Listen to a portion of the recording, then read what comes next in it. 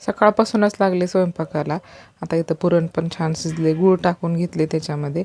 आता लगेच कढीची तयारी करून घेते. लगेच मला कढीचा मसाला बनवून घ्यायचा होता. आता लसूण, अद्रक, कोथिंबीरची पेस्ट नव्हती फ्रीजमध्ये वाटून ठेवलेली आणि लवकर घाई पण होती, मला पटकन कढीला फोडणी द्यायची होती. म्हणून मी शॉर्टकट पद्धतीने आजच्या नागपंचमीच्या स्वयंपाकामध्ये छान अशी कढी बनवलेली आहे. आता गूळ पण छान शिजले, ते पण पुरण घरटून घेते. लगेच आता पोळ्या पण बनवायला घेणार आहे. आधी म्हटलं कढीला फोडणी देऊन घ्यावं. लसूण पण मोठा मोठा ठेचून घेतला आहे.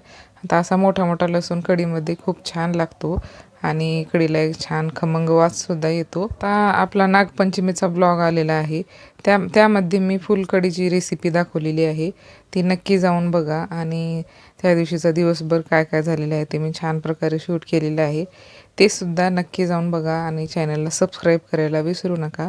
खाली मी त्याचं लिंक देते, खाली त्रिकोणी आयकॉनवर क्लिक करा, जेणेकरून तुम्हाला आपल्या चॅनलमध्ये नागपंचमीचा मोठा ब्लॉग बघायला मिळेल. आणि चॅनलला लाईक, शेअर, सबस्क्राईब करायला विसरू नका.